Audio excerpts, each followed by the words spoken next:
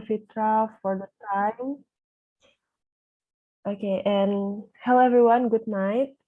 Um, Thank you for the opportunity that is given to me to lead this discussion tonight. Well, I hope everyone in this virtual room is in a health condition. Let me introduce myself first. My name is Asana Tania. Next August will be my second year as a student of food and agricultural technology at Gajah Mada University. So it's really nice to meet you all tonight. As you can see in the screen, today's topic is about food diversification for a healthier dietary diversity and stronger economic resilience. Okay, next slide, please.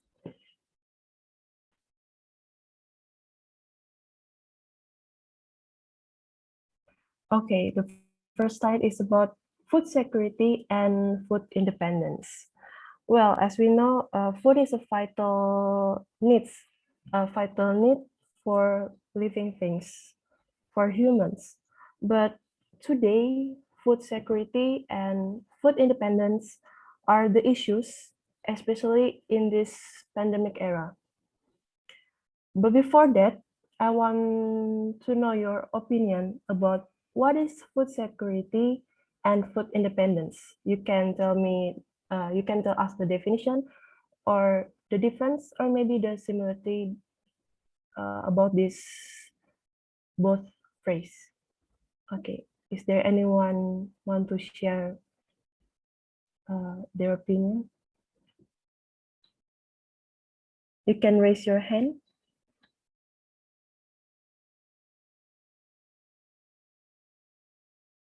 About food security and food independence.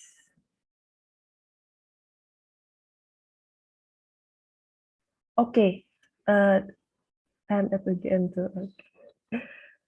Okay, please, Mr. Chikoneng, if I'm not wrong. Okay, you can share us your opinion. Yeah, well, I would try. Um, in my perspective, perhaps food security means it is something that the food you can maintain it in certain time, especially for a nation or individuals. For example, like the security of food in the certain years, like 1 year, 5 years, and so on. It could be come from um, the variety of the supplying food. It could be import, or also you can create it by yourselves. But in the other hand, food independence means you don't get the food from the import, but you can create or fabricate the independency from the national or the individuals to maintain the food security. So there is a correlation between the food security and food independencies. Thank you. Thank you, Mr. Chikoneng.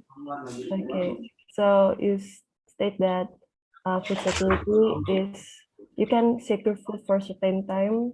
You can get it for import or maybe from the nation itself. And about the food independence is when a nation can uh, supply their food in an independent way. Okay, thank you. Is there anyone want to share their opinion again about these terms, food security and food independence?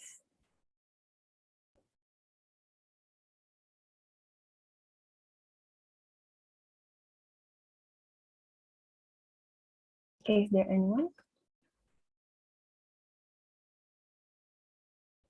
Uh, I want to know. Okay, maybe I should pick. Okay. Uh, I want to know the opinion from. Okay, Miss Lydia. Okay, Miss Lydia, are you there?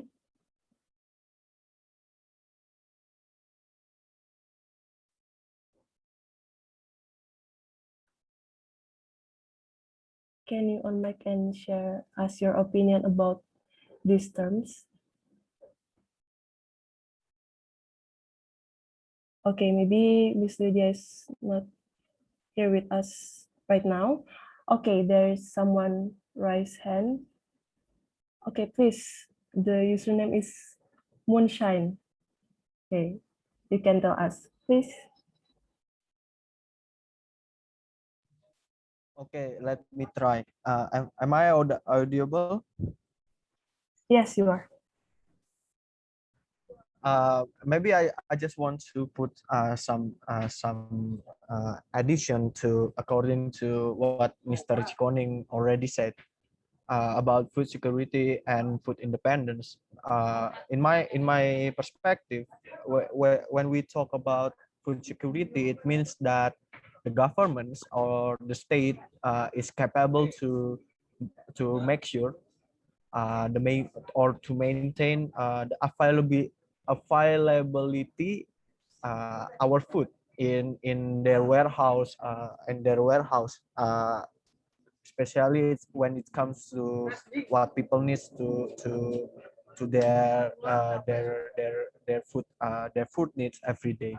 But for food independence, just like Mr. Chikoneng already said, it means that we don't have to do the import again. For example, it means that food independence, in my perspective, it means that we can produce our own food. We can secure our distribution, and then we can implement a system that makes sure all the citizens can have a equal access to the food.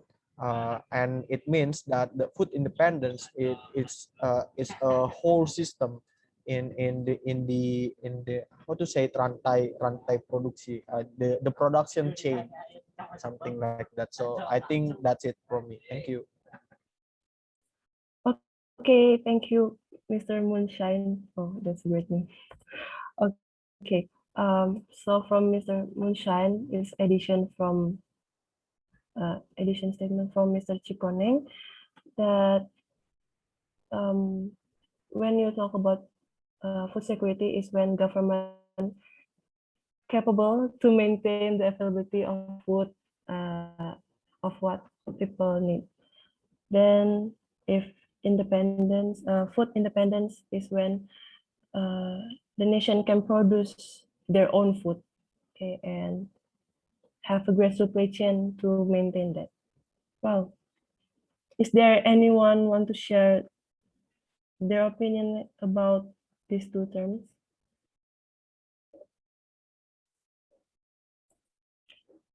Okay, if there is not, okay, Mr. Fitra can go to the next slide.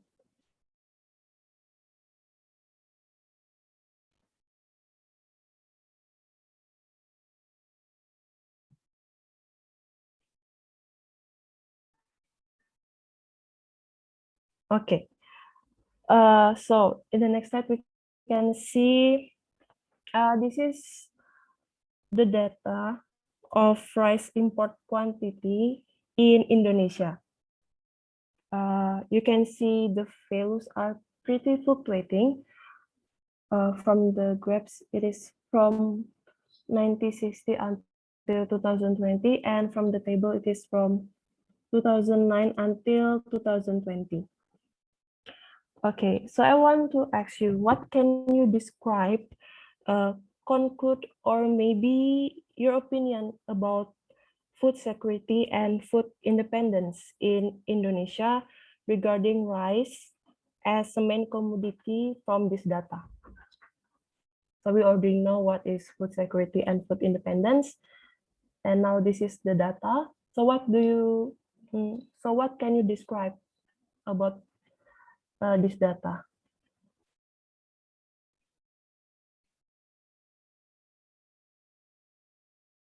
Is there anyone want to share their opinion?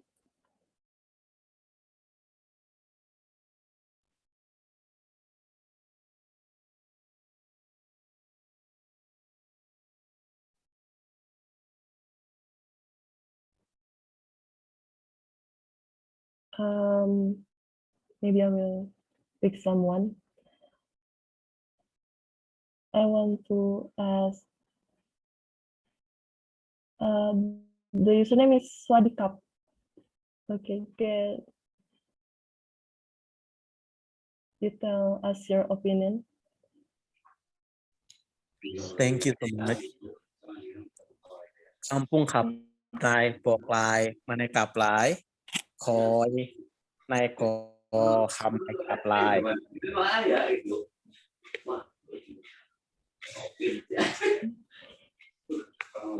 Sorry.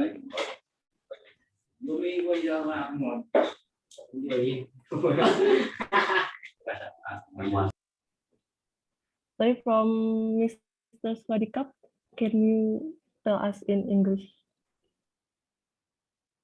ทำอะไรกลับหลายของกายอะไรกอดนอหับหลายภูมิกับนายโอ้ยอันนั้นหมายหมูหีบนายผู้กับนาโอย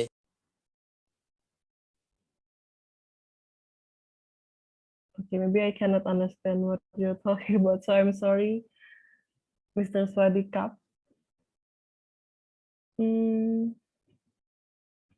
Wait, is there anyone knows what Mr. Swadikap say, maybe?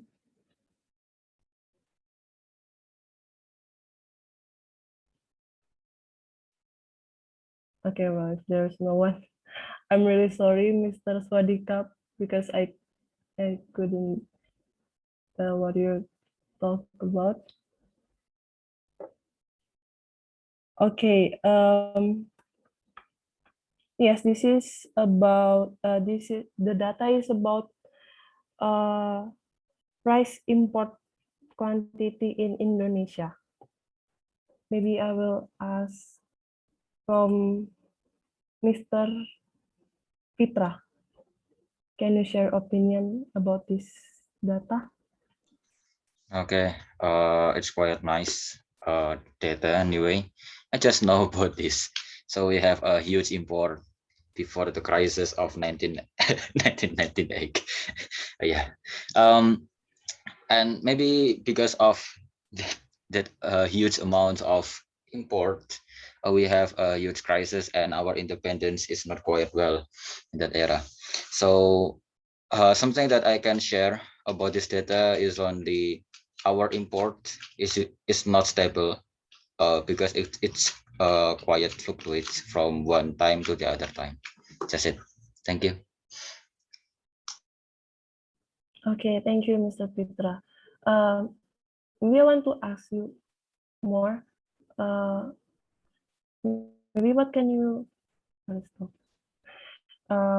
can you elaborate it with food security or maybe the food independence?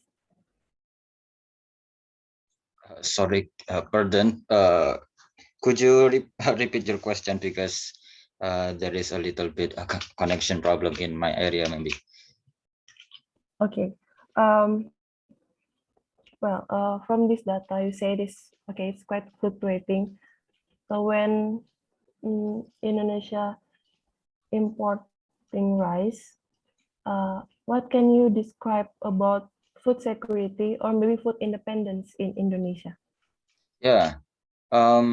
Maybe something that I can share here is the food security and food independence is different in the perspective because in the food security we're describing as something that makes sure our food is always appear and accessed to the whole of citizens in Indonesia, and particularly for the rice because rice is the one of commodities that usually eat by Indonesian citizen. Besides, we know that many people eat the other staple food such as cassava or maybe sagu for their daily life or corn maybe.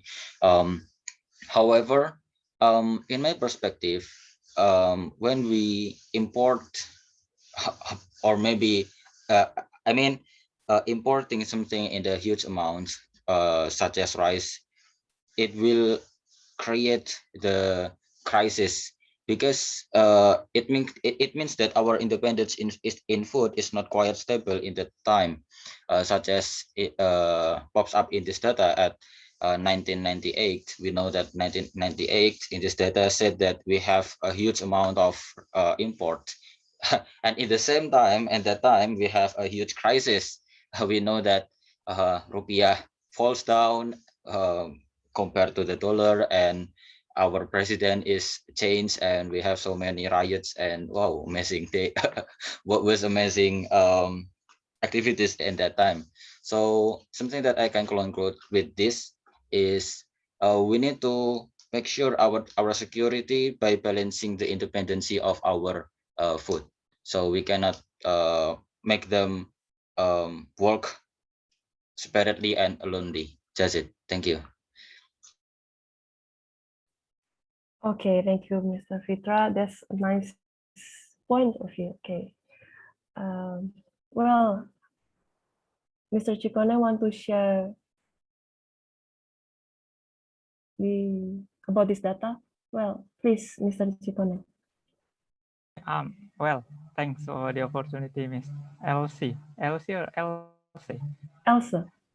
Elsie. Okay. Yeah, Thanks okay. for thanks for the times. And okay, these graphics tell us about the import, right? The import values in our country in every single years. So I would say that there is something that we should appreciate in the new regime, or we can say that the Orba or new Orba, that there is the food independences at the moment. It's stipulated in 1984 until 1991. So it means our food independences can secure our food security at the moment. Although there are a lot of shortage in the other sector, for example, like freedom of speech, politics, and so on. But in the term of the food security, we should appreciate what the new order did at the moment. Because the hike we import to fulfill our food security means there is no the food independency at the moment. For example, that the disadvantage, the crisis monitor at 1998, the data stipulated that we import in the huge amount of percentage. So means at the moment with the high import, although in the Suharto era, we could say that although the regime utilized socialist term that you should independent by yourself, but at the moment they still import.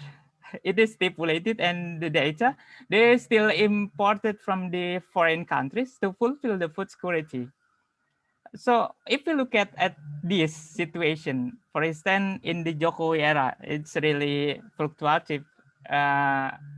It's really fluctuative, but I would say that from 2019 and no 19 18 until 2020, so there is the increase for our import, and this is a sign that there is a leader or there's a few farmers, they will maintain their job to be a farmer, because the millennials tend to get the other job sector, because farmer notably as the brown collar work that you only get a little salary for that, and you will um what's that, you will be signed or mock the other by less educated when you are being farmer.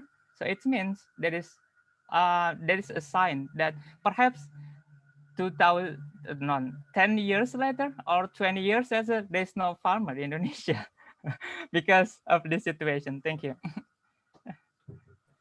Okay, thank you, Mr. Chikone. And that's a really great opinion from you, because you tell us from time to time, and interesting with your statement that farmer will be decreasing in in the next year. Yeah, in the multiple next year. Okay, thank you, Mr. Chikoneng.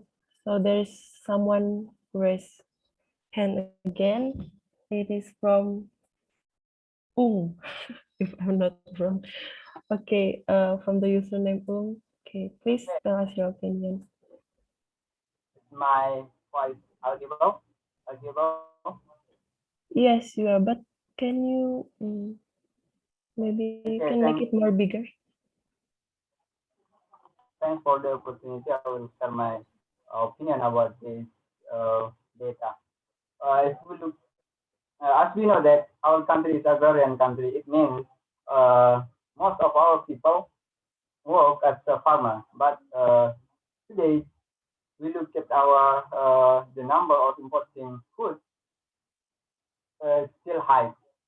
For example, right now we still import meat from Australia, and then also we still import rice from Vietnam or Thailand. But the data side, the data tell us that we can do it. We can independent to fulfill our needs, to be independent in food. Even in the it, it has been a long time. It has been about maybe 3 decades ago. But the fact said that we can independent in to fulfill our food, fulfill our needs. Maybe the problem is a lot of farmers don't have good knowledge about how to be good farmer, and of course our technology is not good enough um, to increase our product in agriculture. Maybe that's the problem, and then for the next few years we have to uh, care about our farmer. We have to care about the food. We have to care about the agriculture because this is our future. As you know that the industry that still active, that still growth in this pandemic, during the coronavirus, is agriculture, farmer. So maybe in the future we have to increase our technology. We have to increase our human resource to be maybe we can independent in food. We can be independent in food. Maybe that's all, Miss. Thank you. Okay, thank you, Mr. Ong. So you point out what is the problem, maybe from the knowledge from the farmer itself, or maybe the technology. And in the future, you recommend that we should uh, improve uh, our technology. Okay, thank you, Mr. Ong. Okay. Well, there is someone who also raised hand. It is Mr. Alexander. Okay, please, Mr. Alexander. Thank you for the opportunity given to me, Ms. LC. Is my voice clear? Yes, it is audible. All right. Does it have something to do with green revolution and food independence that was reached in the Suharto era? I guess if yes, it had something to do with the intentions of technologies in terms of food technologies back then um, to encourage the food independence in Indonesia. Because as far as I'm concerned, in the midst of 1970s, Indonesia and the world had encouraged Indonesia to maintain the paddy field, which was rice, right? Back then, it was because of the technologies that was created and invented in terms of food technologies back then. And unfortunately, Indonesia arguably encouraged all places to grow rice, right? And as far as I'm concerned, as far as I know, uh, uh, it could try to uniform a lot of food diversities in Indonesia. For instance, in Papua, as far as I know, people commonly ate seigu. However, because of this encouragement made by the government back then, they tried to equalize the food diversity in Indonesia became what is that, rise, right? Therefore, Indonesia in 1984 could reach the food independence in the midst of 1980s, at what has been shown by this data. However, because of that food, how do we say that, things that the government tried to equalize or uniform the food independence in Indonesia back then. And unfortunately, because of that encouragement, Indonesia couldn't maintain their food diversity, because when there was a crisis in the midst of 1990s, and the price of rice back then had fallen to the high price in which a lot of people couldn't purchase, couldn't buy the rice. So yeah, it forced Indonesia um, to be in that situation in the 1988, and Indonesian government seemed to not learn from that situation since 1998, in which they are still trying to equalize or uniform a lot of food diversities in Indonesia. Therefore, from 1998, or sorry, from 1996, as what has been shown by this data, there's fluctuative, right? Because I guess the government seems to not learn from the previous era, the previous crisis. Yeah, that's my opinion. Thank you. Okay, thank you, Mr. Alexander, from your opinion. Well, you point out about the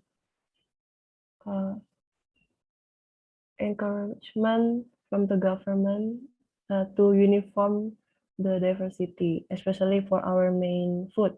Yeah, so yeah, we become to eat rice every day, if I'm not wrong to take what you're going to say about. So yeah, thank you, Mr. Alexander. Well, I will go to the next slide. Okay, please, Mr. Fitra.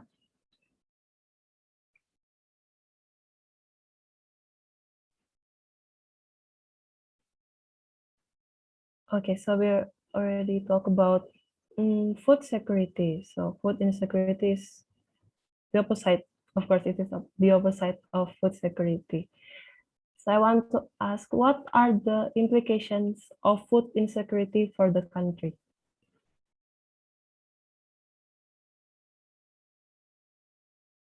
What are the implications of food insecurity for the country? Is there anyone want to share their opinion?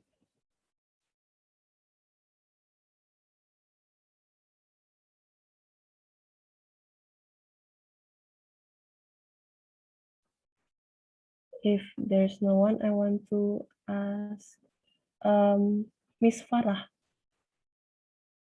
Are you there?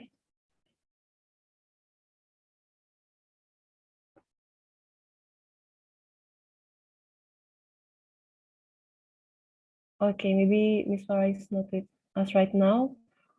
Okay, there's someone raise hand. Okay, please, Mr. Sunshine. Okay.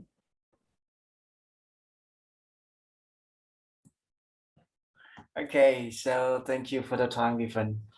So yeah, when we talk about food insecurity, let me invite you to immerse to the talk of security. When we find ourselves secured from something, it means we gain some freedoms to exercise everything we want. At the same time, when we try to relate that to the food-based topic, it can simultaneously connect us to two kind of things. The first is education, and the second one is economic. When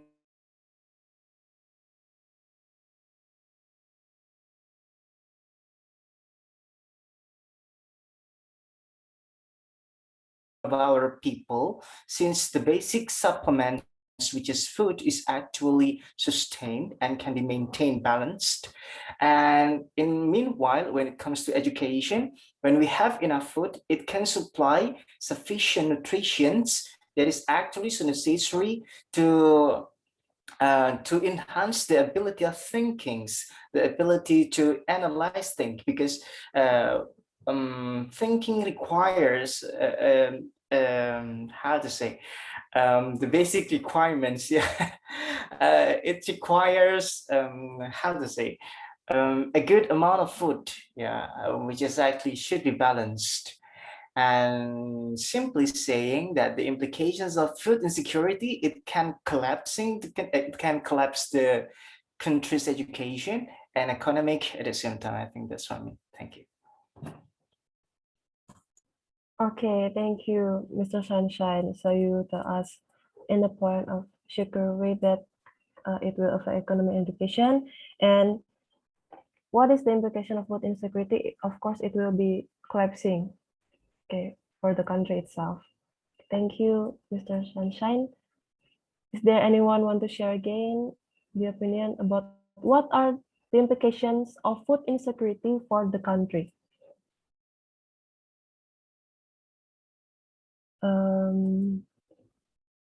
If there's no one, I want to ask from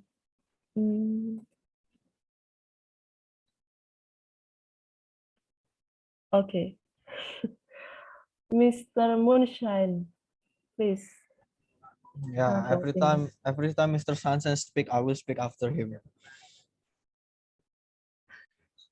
Okay, maybe I will speak I will take case in Indonesia. What are the implication will be happen in Indonesia? Maybe I will talk the root causes. What makes food insecurity in Indonesia? Maybe just like I said before, in the first place when I tried to define about food independence, that the states should have the capability to have the production chain within in area. For example, like in Indonesia, we know that Jokowi has a plan to build a massive food estate, and I think it's not the answer to our problem. For example, like the data before, why we should make rice as a main commodity to our food? Can we change it to what Mr. Fatullah said, sagu or cassava or the other food? In some areas we have different carbohydrates to fulfill, right? So I think that's the first problem. Our government create how to say it, like they create rice as a main commodity.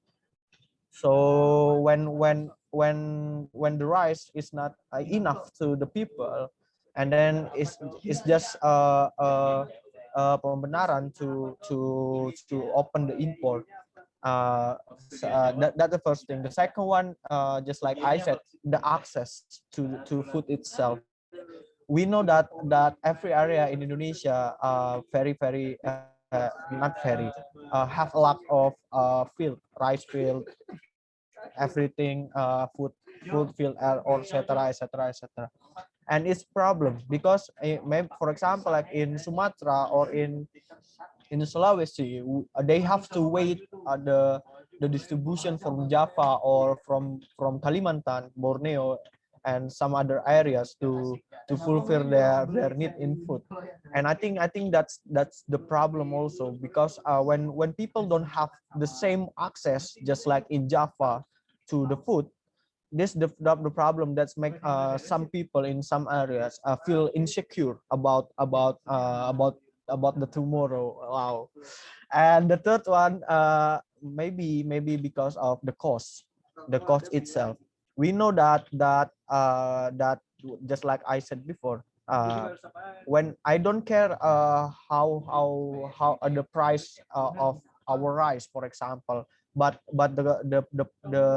important thing is the people have access to it. I have a different opinion about import. I don't mind about import because sometimes import is like how to say it, barter in international relation. When we import our Vietnam rice, in on the other hand, Indonesia export their coffee to there, or our company is in there as a change in the trade deal, for example, like that. So I think the cost, the access, and the production chain is the food insecurity, that, and it makes our people struggle to fulfill their needs, the basic needs in every day. So and it caused a big problem, right, in pandemic era. We see that China, we see Vietnam, they survived the pandemic without any damage in food production. But when Vietnam and China stop their export for rice, just see our Asian country or Europe country struggle because they stop the export in pandemic era. So so I forget who said in television that the future fight is not about nuclear, it's not about ideology, it's not about how just it's different with Cold War, but the future war will be about food, will be about energy, will be about welfare, something. So I think that's it. Thank you. Okay, thank you, Mr. Moonshine, for this really great statement for you. Okay, Mr. Indrawanov already thumbs up. Okay, I will let Mr. Indrawanov please. Okay,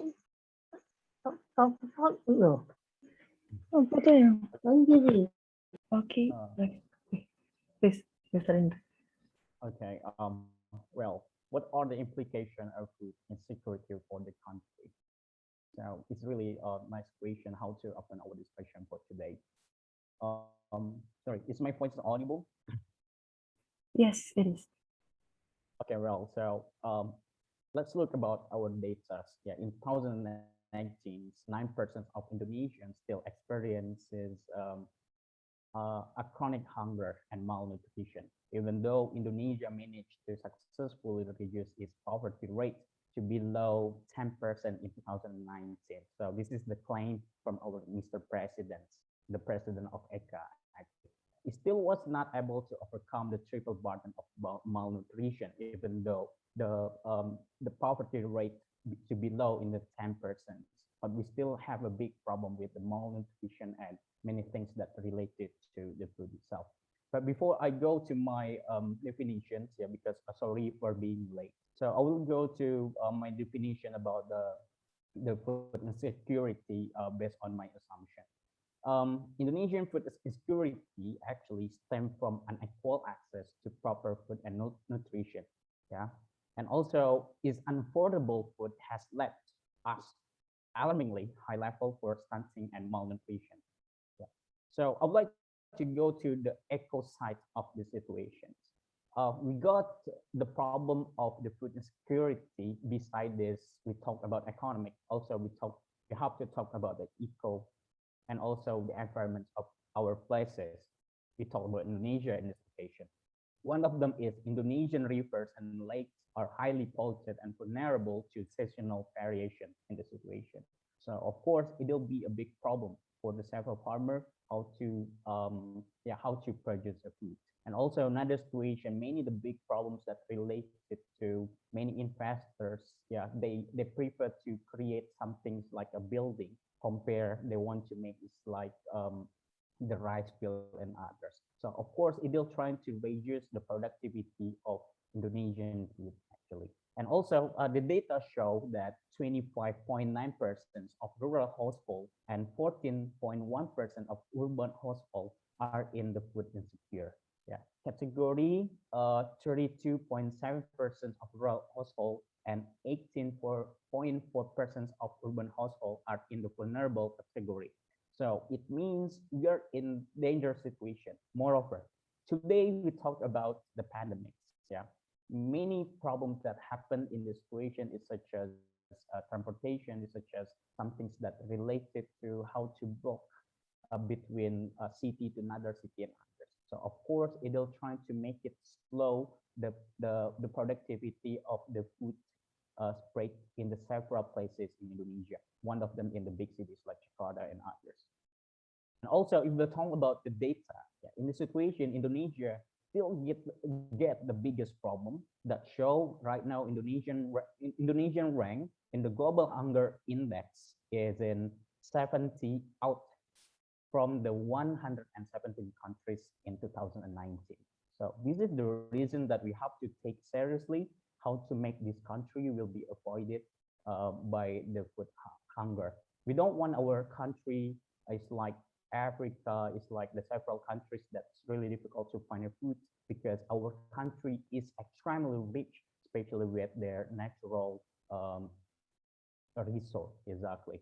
And even though we are rich with the natural resources, but we have to know how to manage it. If we cannot manage it, it'll be the big disaster for our beloved countries. So this is my statement. Thank you. Okay, thank you, Mr. Indra Warnov. Well, you're so good. You already stated with the data, and yeah, I think the point that it is important for us to maintain the resource. Yeah, Indonesia is rich of resource, but we should maintain it. Okay, so it will be effective for the country. Okay, thank you, Mr. Indra Warnov. Well, there is someone who also raised hand. Mr. Chikoneng, okay, please tell us. Okay. I would like to take the addition for the several statement. Like the previous speaker said, the first thing that will come up in our problem in the food insecurity is was that stunting and malnutrition. At the moment, there is the other speaker said that like a chaos, especially in education and economic sector. But I sometimes I feel intangible between the food security and the food insecurity. For example, like, can you hear me, Miss Elsa? Uh, Yes, Hello. okay. Yeah, for example, it's like this. Actually, Indonesia can maintain or secure the food security, but at the same time, there are a lot of entrepreneur, or we can say that the businessmen, or we can say that oligarch that will control our food security, that can be unreasonable price. So this is causing buying the food insecurity in our nation, or it is causing by the oligarch that control our food security. I still intangible for that situation, because the food insecurity, it could be the foreign utilize anti-dumping prices, like for the other nation. For example, like vaccine. Uh, foreign countries had suppliers and also demands from the other, and they will prioritize the nation who will demand at the first, but they will not prioritize for the nation isn't the good friend from their country. But when we cannot secure that, the alternative point it should be. But when we cannot secure that, the unreasonable prices, it should be prioritized. For example, like if you will buy it more than the other country, so I will sell for you. That is the example for the import, perhaps in economic sector. But there is the oligarch that they utilize the food security to be food insecurity. You get my point, Miss Elsie? Uh, like they control our food security to sell to our citizens itself. So it could be langka. How to say langka in English? Scarcely. Because of the businessman that scarcity. Okay, scarcity. Do you get my point, else? Okay. Hello? Yes. Yeah, so at the same time, the food insecurity, it could be from the foreign country, or it could be from the own country. I would say that the oligarch or the businessman or the entrepreneur at the moment, to they be richer, and the poor will be poorer than before. So that is the situation. And the implication, in the other hand, the implication perhaps that is the distrust of the government, especially we had give them the privilege and also natural resources to menjaga, to deserve it well, but unfortunately our amanah, how to say amanah in English, but they tend to be unproductive or do it in the wrong side or in the wrong way. Thank you. Okay, thank you, Mr. Chikone. Well, there's a new thing for me too. Okay, is there anyone want to respond from what Mr. Chikone said, or maybe you want to share your opinion again? What the implication of food insecurity for the country?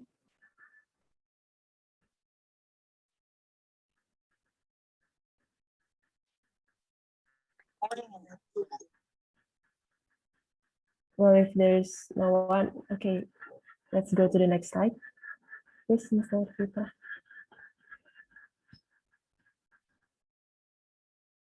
Okay, so right now we're going to talk about what is food diversification. Okay, what do you know about food diversification? Okay, please, is there anyone want to share their opinion?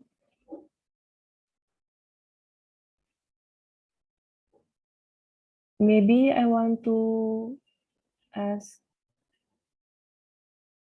Miss Farah. Hello, Miss Farah. Yes, Miss Farah.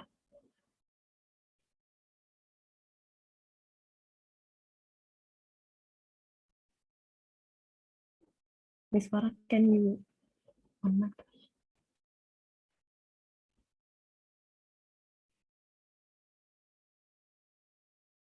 Hello.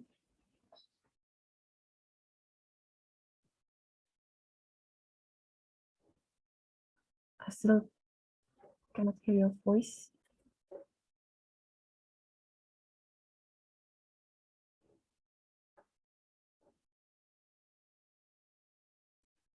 I'm sorry, Miss Farah. I still cannot hear your voice. Maybe there's problem, I think. Well, I'm sorry. I think I will move first to Mr. Sunshine. Okay, please, Mr. Sunshine. Probably diversification. I guess this is also an economic term. We call it, for example, like Yamaha, from one label or from one mark, it can actually reverse to the principal or the primary product, which is motorcycle. But at the same time, diversification means how to create another product from the same label. For example, Yamaha that can also be the label of piano or organ. So it's like musical instrument.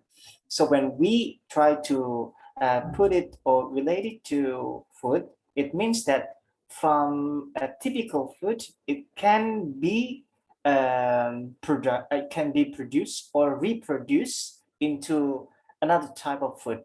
For example, like rice. Maybe it's not only from the rice, but also from the corn or from other sub-products. I think that's what they call food diversification. Okay. Okay, thank you, Mr. Sunshine. You also already add the example of it. Okay. Well, thank you. Is there anyone want to share again what is food diversification?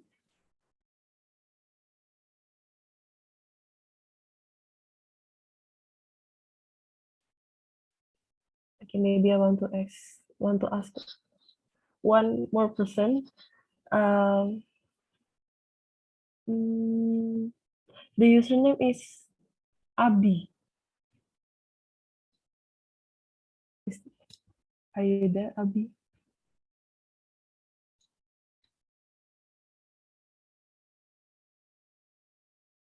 Hello.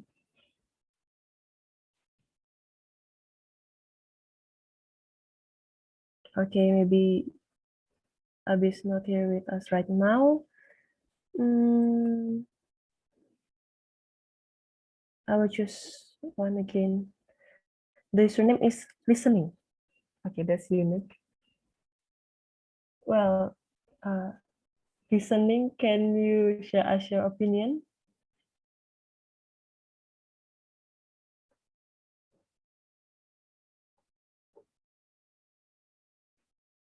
Hello, listening.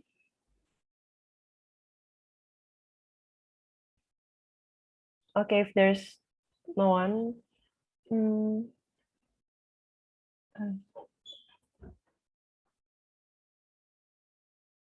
okay, it's okay for Mr. Listening. Okay. Well, I want to ask Mr. Fitra. I just said Yeah. the Okay, thank you for this occasion. Food diversification is about the way to change our staple food from the mono food to the many foods. So seems like a country that has several foods as their staple food in several regions. Maybe seems like in Indonesia. Maybe when I was maybe it's only me when I was child in the kindergarten. I usually thought by my teacher that in the east of Indonesia they usually ate what sagu, corn, and the others. And the several regions in Indonesia seems like in the what Gunung Kidul, they ate products from the cassava. So it means that Indonesia has various staple food, and this is the way of the food diversification could be exist in the nation. So we can be independent by creating various food as our staple food. So we don't need many dependency to the other nation by importing products from them for securing our food. So because of this consideration, that is the food diversification. Thank you. Okay, thank you, Mr. Fitra. Well, I also want to hear from Mr. Indrewanov. Okay, please. Yeah, well, so this is really interesting. If last time the several my friends talked about the definition of the food diversification.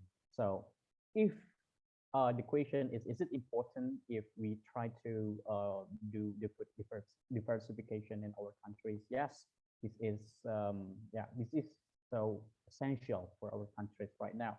Moreover, we are in the big problem is such as the pandemics today. So I'd like to invite you to the history of crunch. Yeah, the several years ago. So actually, we got this story when we took reading class. Yeah, IELTS reading class. So I got from that story. Yeah, they mentioned that one of the biggest problem that French grasped the several years ago. Yeah, that makes them have a big problem with the food. So there are the big problem that is the food scarcity back then. because there are the big pandemics in France back then that make the people, it's really difficult to find a wheat. Yeah, wheat in bahasa is called by gandum, right? So in that situation, it makes the King Louis, yeah, as the king back then, confused. Yeah, what kind of the food or the alternative food, uh, yeah, the proper alternative food that we can give for the society back then. But because of the smart of the King Louis back then, he tried to promote, yeah, one of the food that we eat today, that is potatoes. Yeah, he tried to he tried to what promote with using fin, yeah, in his chest, that make many people or many societies back then inspired by the king. So, and the king started to eat potatoes back then, that make the people prefer or change their habit from wheat as their staple food, change to potatoes in France. So this is really interesting. So that's why today we need some movement from our leader.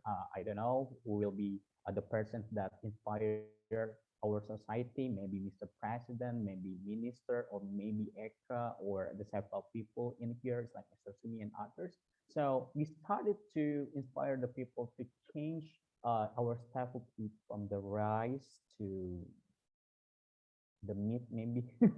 I don't know, or some things that it's so easy to be found. Maybe it's like I don't know, because we need to do a big research about this, because most of people in Indonesia, they like rice, right? So this has become the staple food for our people, and it'll be a big problem if someday many rice field, yeah, has been removed, has been taken by the big investors, like what the Chikoning Euler said last time. We will lose the things that as our power today, that is agriculture. So day by day, everything will be changed from the field to be the high building and others, because everyone needs money. Everyone needs the kind of the things that related to some things that I suppose that is not really useful for the several years later.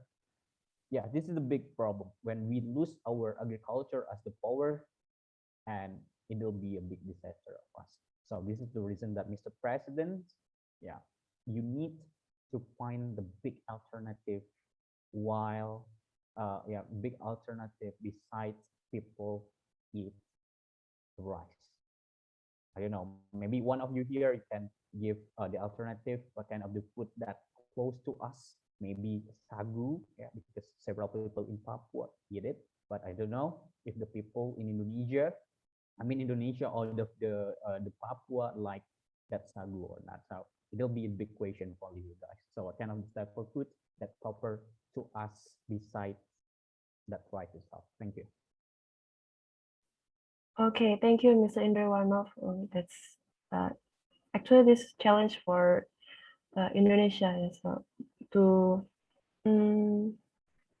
know what is another alternative food beside rice that can be our staple food to overcome this food insecurity. Okay, thank you, Mr. Indrawanov.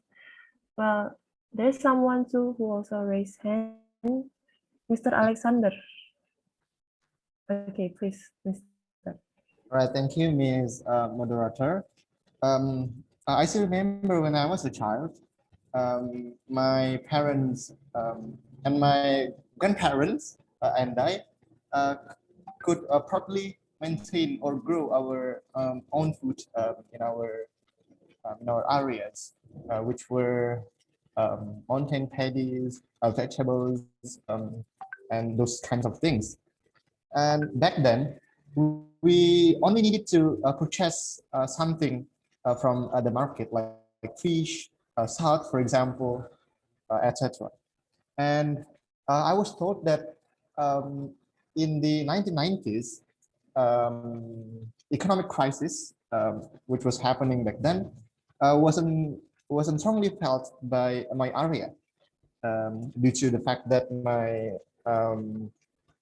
regency, my village, was capable of growing our own food. Therefore, when the price was high, in which people couldn't buy some foods needed for them well, we didn't really feel that.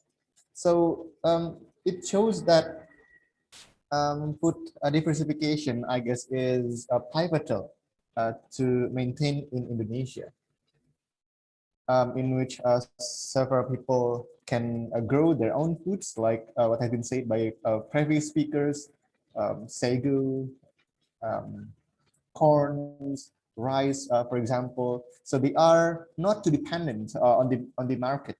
That is right now, as what has been said by Mr. Jikoning, controlled by the big businessmen, the big corporate, for example. And I guess that was, or it is very bad situation that is faced by people. Yeah, my point is that food that diversification could definitely maintain the independence of foods that is possessed in several places in Indonesia. Yeah, that's my simple opinion about this question. Okay, thank you, Mr. Alexander. That's a great opinion from you. Okay, thank you. Okay, if I want to ask Mr. Indrawana. I just want to add the next question. Is genetic modified is one of the best solution to how to make us can stand in the food diversification? Yeah, it's like what you mentioned before, the corn, right? Corn is like the food coming from the genetic modified organism. Should we have to massively to create or to do this kind of project? So it'll be my biggest question to all of you guys. Okay, thank you, Mr. Indrawanov. Is there anyone want to respond from what Mr. Indrawanov say?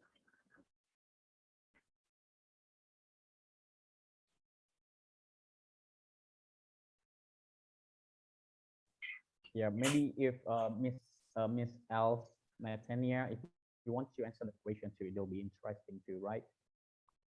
Yeah, before you try to trigger another person to answer my question, so maybe you can answer that question too if you want to answer it.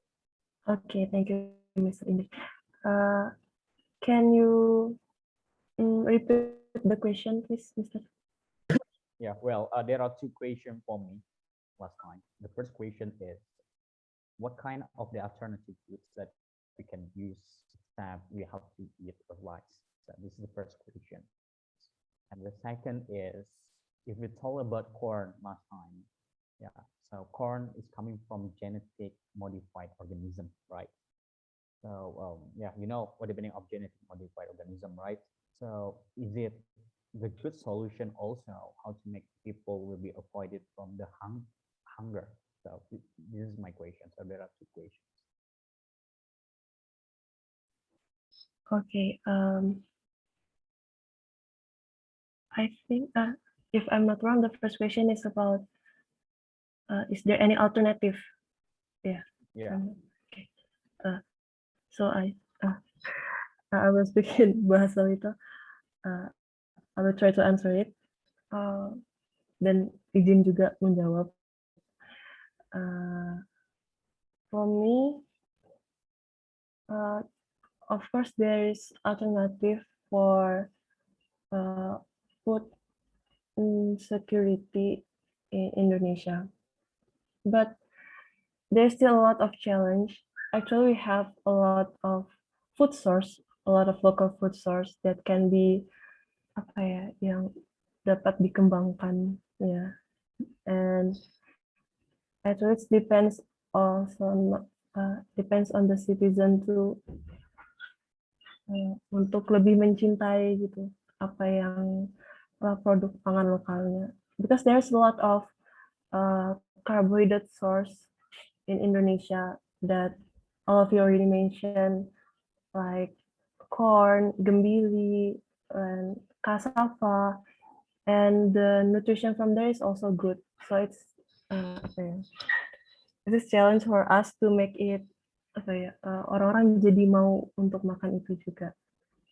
And about GMO, it can be the solution. If I'm not wrong, actually GMO is modified the genetic of the maybe the crops to be more resistant, so it can have a good quality of food. And can it be alternative? I think it's morely yes, it can be alternative to have more good production of food.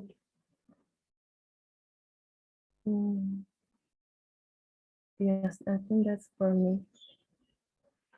I'm sorry if there's many likes in my opinion.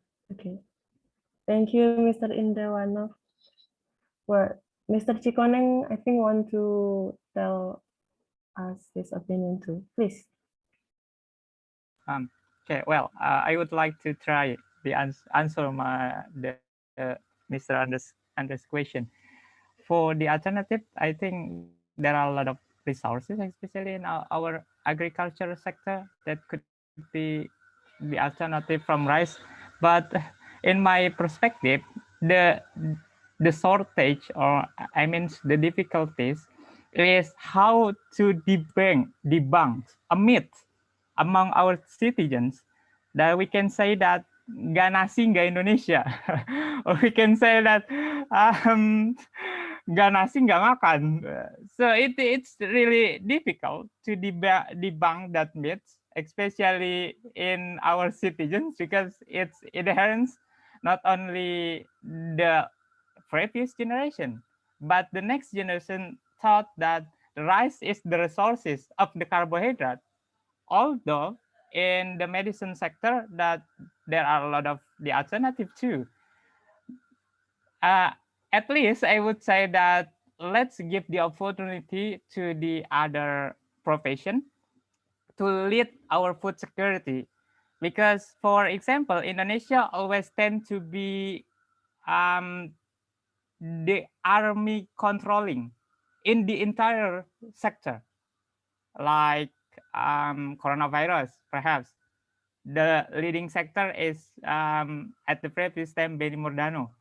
And then there are a lot of things that is leading by the army, not come from perhaps like the doctor or the professor at agriculture, because it will trust to the societies at the moment than the army, in my perspective. And in the other hand, perhaps the government should stipulate or stimulate, like give subsidization in the large scale for the certain food to change. You can try it at least night mount, and we will subsidize you in this food. Or perhaps that is my radical view regarding how to debunk a myth of paddies is the main resources in our carbohydrate, especially among Indonesia citizens. Thank you. Okay, thank you, Mr. Chikoneng. You already told us your opinion about the alternative that can be provided. Well, from Mr. Ku, okay, there's someone say finally Mr. Ku. Okay, please.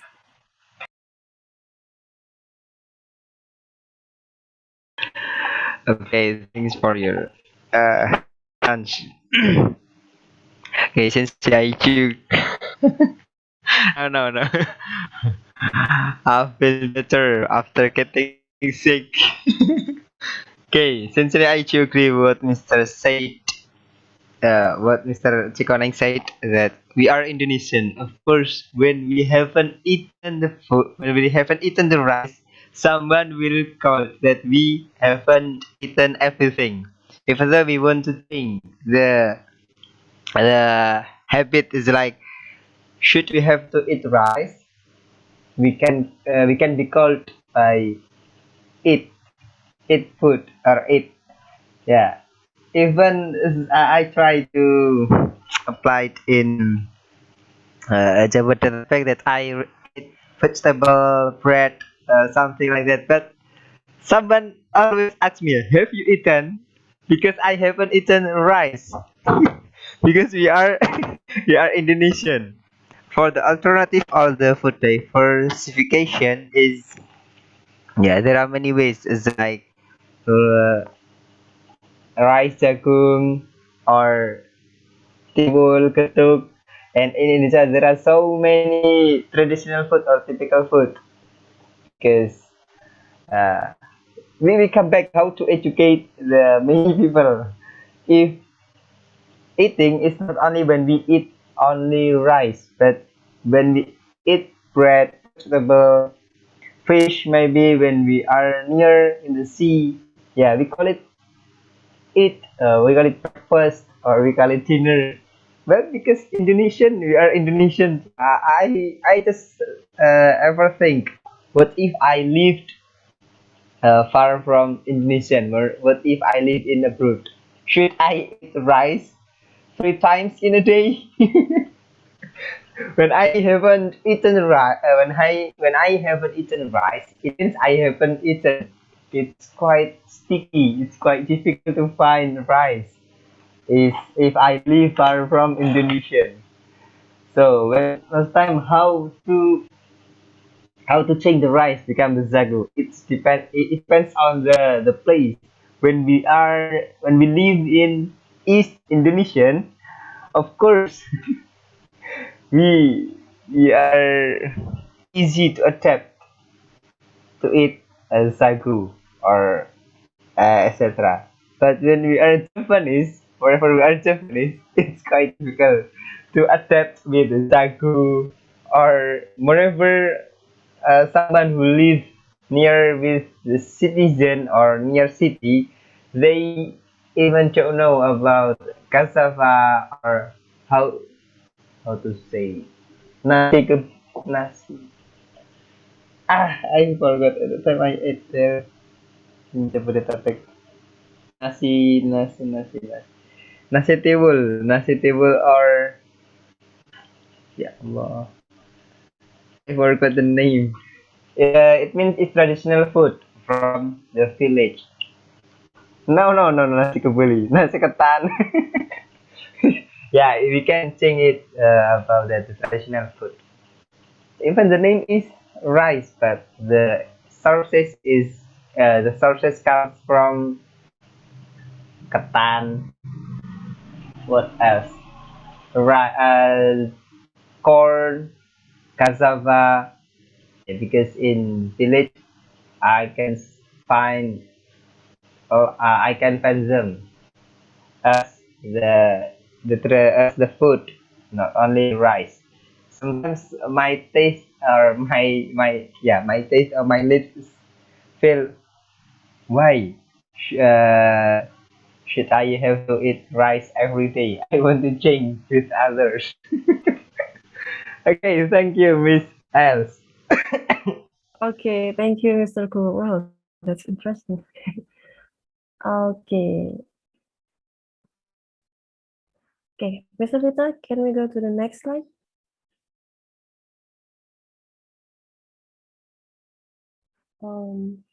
Okay, is there someone want to answer this? How does food diversification strengthen food security in a country? Actually, it's already sempat disinggung sih. But okay, I want to hear your opinion again about this.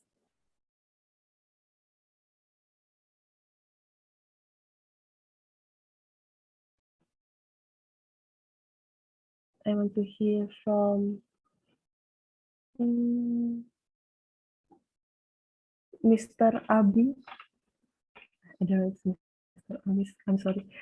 The username is Abi.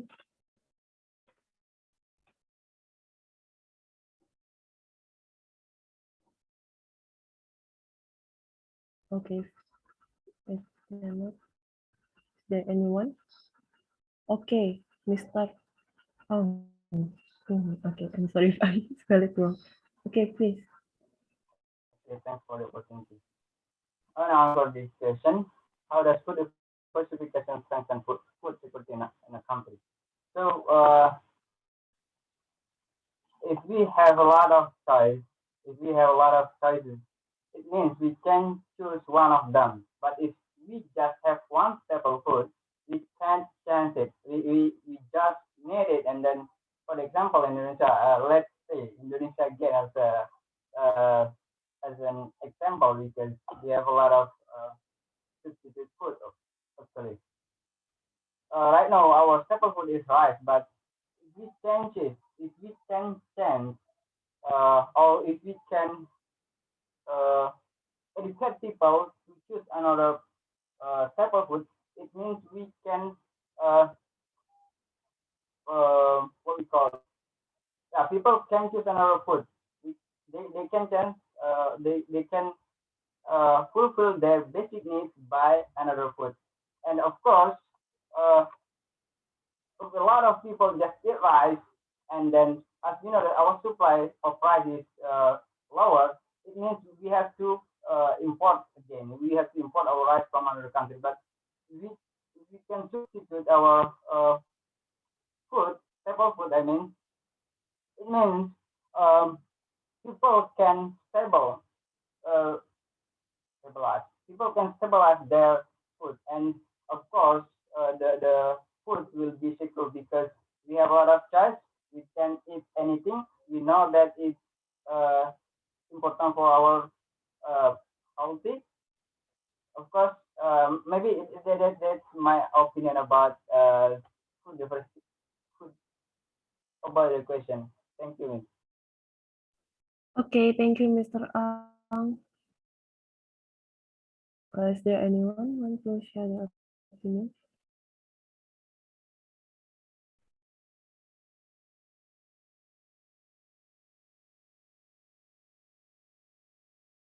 Okay, maybe if there's no one.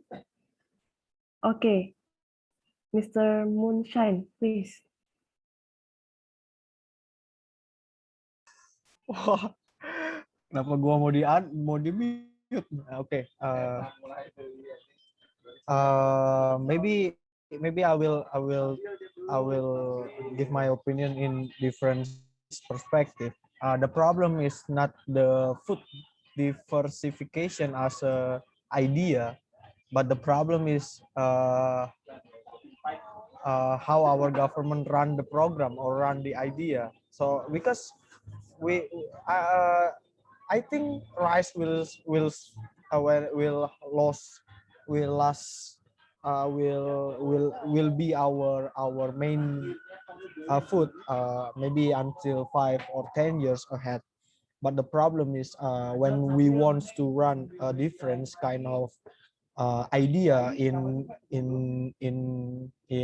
food security, the problem is how our government wants to run it, because they will create another Mr. Chikoning language, oligarch. They try to create oligarch first, how who control the distribution, who control the the plant field, who control the production, who control the store, etc., etc. The problem is in those area for my perspective, because we see that in Nawacita, the main program is land reform, right? So it means that the government will deliver the land kepemilikan tanah. What is kepemilikan tanah? The land to the people, so the people can produce their own food. They can land ownership, they can produce their own food, or they can build their house there, or they can plant the food for their uh, their their their family food security. That's the main idea of land reform, right? So you deliver the land, and then the family will plant the rice field or kangkung or whatever they want to at least they can fulfill their own first, their rumah tangga production. And I think that's the problem in Indonesia. When you want to talk about the production chain, it's controlled by oligarch. And when you want to change it, it's the same. Then this kind of people will still control it, and it will be the problem, because they try to manipulate the price in market. And then the government, they push the government to open the import food import. And I think still the problem. So I think the problem, the food diversification will strengthen our food security, of course. But the problem is how our government run it, because when it's still controlled by just some people, or maybe maybe our food chain is controlled by two people, we never know, right? So when it's still controlled by some people, I think that we never get our food independence in the future. We still tergantung we still depend on other country, or not other or our main commodity itself in the future. So I think that's it from me. Thank you. Okay, thank you, Mr. Moonshine. Well, yeah, you at the problem that what government should do to run this program, so it can be strengthened food security in our country. Okay, thank you, Mr. Moonshine. Okay, there's Mr. Sunshine, please, Mr. Sunshine. Okay, so I'd like to say that oligarch is not that really bad.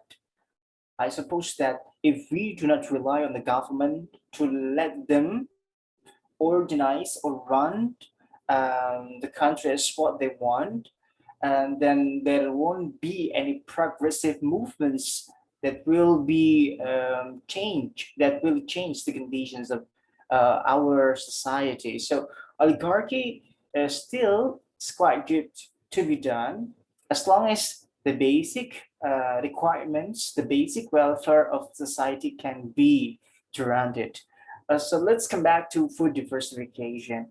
I believe that in the midst of the pandemic, we also diversify the way of how we treat or we serve the food inside the home, right? Because there is a natural diversifications that actually happened because in the midst of the pandemic, not everyone in our house is negatively known as negative or like positive or negative infected by COVID. So that's why I'm not sure it can be said like table revolution or dining table revolution. It means that we change the way how we serve food from communal based, when we actually share some foods together with our families, into separated portions of meal individually. So I believe that there is amidst the pandemic, the food diversification naturally happened, and even the existence of rice, yeah, as the primary or the fundamental food to be consumed by so many people, changing into noodles or any kinds of local food that can be consumed, because we still need to survive, but at the same time the economy won't let us do as what we want, as what we please, and we are restricted economically, and that's why we change or we diverse the food that we can eat, and yeah, to secure our livelihood. So if we ask for the mechanism, I agree with what has been said by Moonshine before. It depends on our government, and it depends on how good and how effective oligarchy, because the more successful oligarchy can be implemented, the more basic welfare of society that can also be upheld at the end of the day. Yeah, and not only that, because the government has also some benefits, some ulterior motives that they want to reach. So uh, because even though they actually need to devote themselves for the sake of society welfare, they have been paid by the money or by the tax taken from the society, but we couldn't change the mindsets of those people who need to serve the society. They still having a private or corporation based mindset. So we couldn't expect them to behave like what they should behave. So we let them act as what they want to do, but at the very least we can fulfill the basic requirements of basic societal welfare. I think that's what. Okay, thank you, Mr. Sunshine. Well, that's really nice. Opinion from you? Well, maybe I'm sorry because the time is running out. I'm sorry, the last one, Mr. Inderwanov, please to ask your opinion. Yeah, well, so um, yeah, how does food diversification strengthen food security in our country? Yeah, of course. Yeah, this is one of the best way how to make us will be avoided from from the malnutrition or hunger for the several years later. So actually, the way is simple. Yeah, but because of there are big political interests that make everything become complicated. Like last time my friend has talked about oligarchy or several of them. Yes, there will be kind of the variables that change the decision of the government how to lead this country actually. So because this country is not Republic of Indonesia or RI, but Republic of Investors. Investor will manage this country because they have a hand, they have the promises to the leader that they make to become a president. But you imagine how the way for Jokowi can become a president because they ask money to oligarchy, they ask money for investors, and the several of them. It's not only talking about presidents. We started to talk about the small one to become the village chief, to become the mayor, to become the governor, to become leader in the several places. Of course, that is money, and the money is coming from the oligarchy, it's coming from the investor that we have mentioned before. So if we talk about the simple thing or from our discussion for today, we need to make our farmer get their welfare, get the prosperity and others. This is the proposal for me as an ideas that maybe the several years later it's like Eka, it's like Mr. Alexander, Mr. Suni, and all of you here, if you become the leader or the president of this country, just take it simple. Yeah. And the idea or the proposal for me is trying to make it the farmer get the prosperity. Don't look another countries like you have to become the countries that support the industrial revolution 4.0, 5.0, 6.0. That's fucking shit talking about everything that we do for today. Just trying to become yourself. Just trying to become Indonesia. Indonesia has the big research in natural resources. It's like we have a big field and others. Just give the farmer the prosperity. One of them is the way is you have to make them out from the middleman. Middleman in Bahasa is called by tengkulak, and yeah, just try to make it different between the industry of agriculture, is like a food and other, and also the industry of technologies. Yeah, just just make it a different. For example, we talk about a tax. Yeah, just try to decrease the tax of the people if they work in the agriculture. It's like how to produce a food and other. So it will try to produce and give the prosperity to the several farmers to create the new fields because they will get a big advantages if they make a business that is related to the food, for example. So you give them prosperity with giving them tax even, or minimally you can give the low tax, how to make them can get the welfare or the prosperity.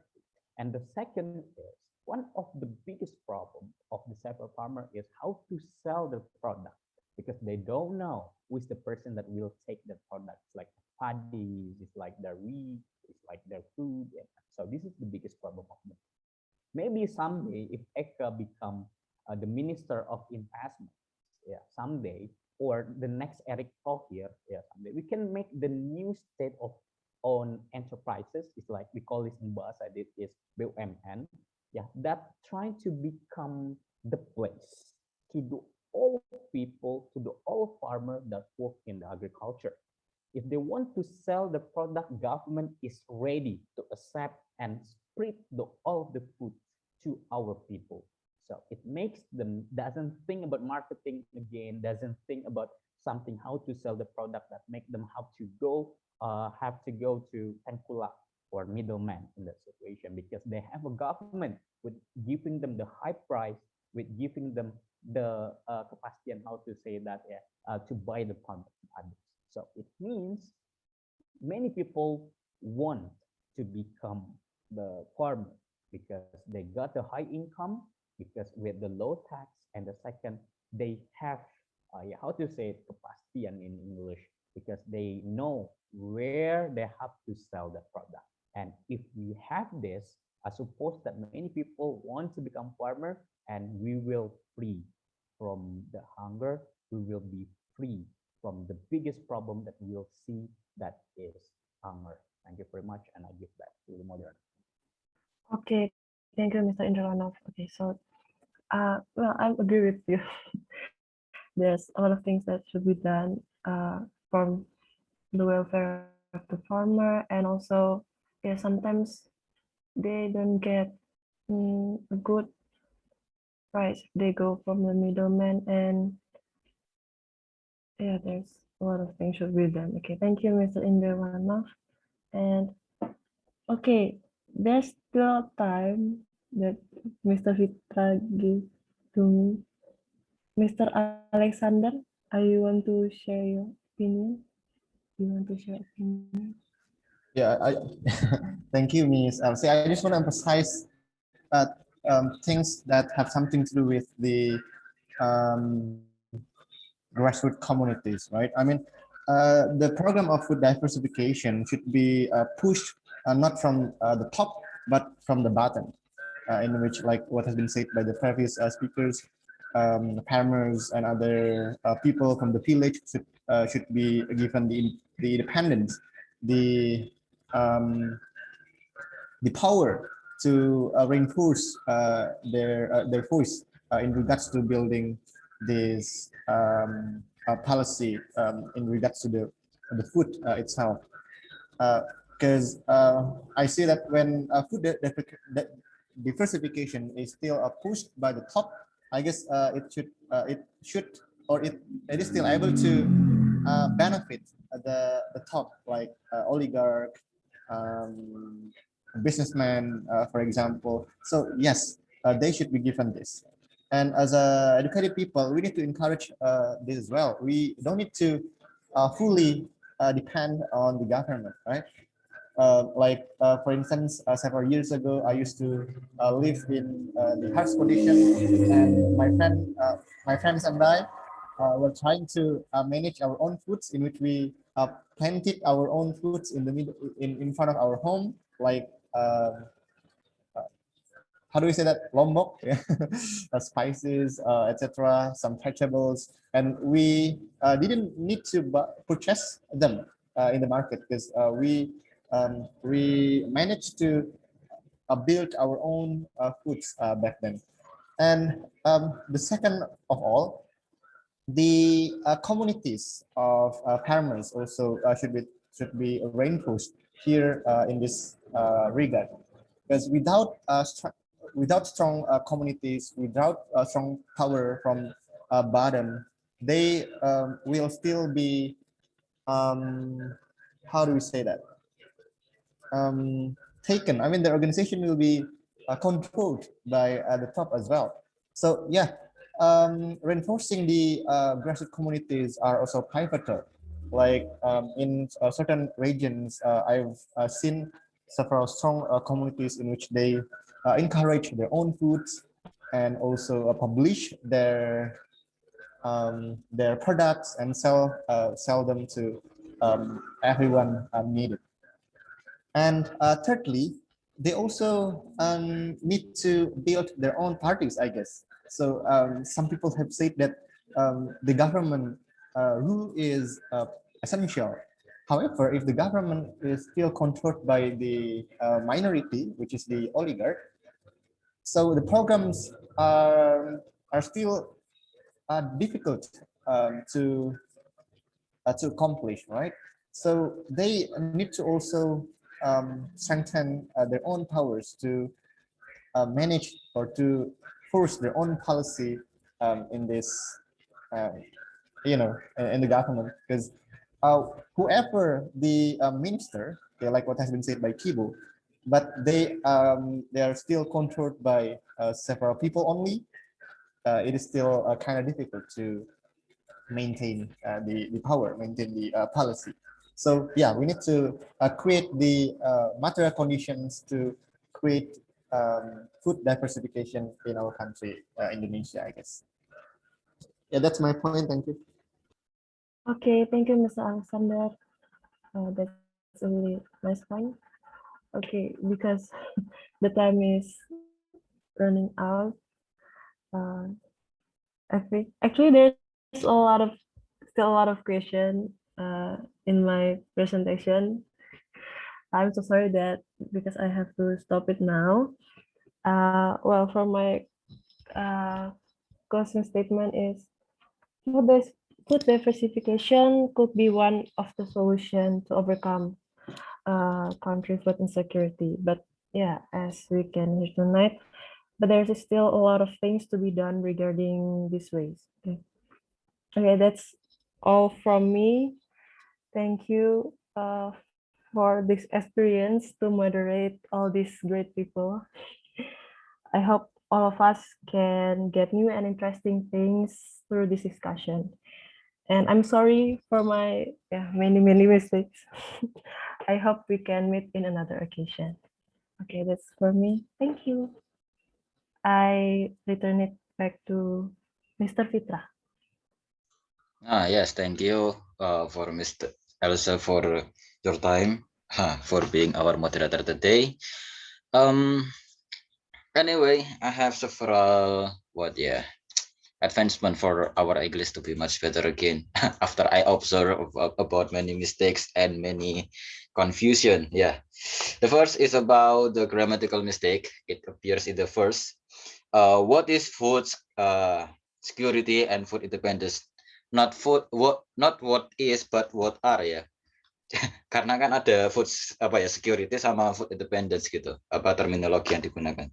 Ada dua. Kemudian make sounds louder, bukan ya bigger itu gimana ya? Enggak apa sih, tapi mungkin lebih enak kalau pakai kata louder ya.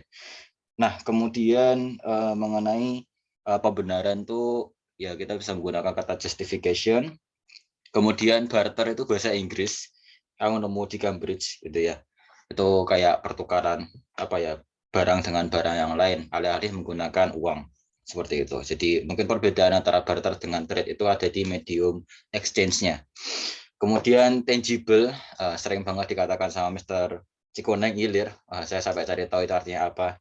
Artinya nyata, ternyata bukan imaginary ya. Bukan imaginary, not imaginary or real. Jadi nyata, tangible. Nah, kemudian ada scarcity sama rare. Nah, scarcity itu lebih ngarah ke susah didapat. Kalau rare itu lebih ngarahnya itu tidak biasa gitu. Sesuatu yang jarang ditemukan tuh maksudnya not common, yang rare. Seperti itu.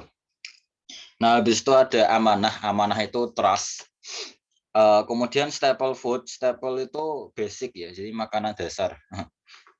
Lebih ngarahnya ke adjektif. Jadi aku tadi sering banget salah pas bilang food staple itu enggak benar. Jadi yang benar staple food. Karena itu adjektif dari foodnya. Kemudian rumah tangga, ya rumah tangga itu household. Kalau dia mau bilang house letter ya udah. Habis itu ada kepastian itu certainty. Cabai itu chili. Can say it as chili. And hopefully we can learn English together in OTA Community in the next discussion the next week. And before we close our discussion, it's gonna be great if we have photograph together. So just show your smile. Mr. Ong, hello. Can you show your face maybe so we can have taking picture together? Yeah. Mr. Ong, Mr. Alexander. All right. Just smile. Get ready. Under my count, 3, 2, 1, smile. Okay, one time. Wait a minute. Okay, once again.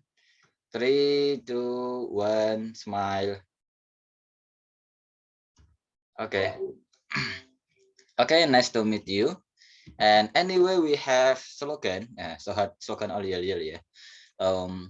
When I said OTA Community, you said yesterday, you said tomorrow. Okay, ya. OTA Community. Yesterday. Yesterday you say tomorrow. Today you say for period. Okay, thank you and goodbye. See you next. Yay. See you guys. Thank See you you. Bye. guys. Everyone.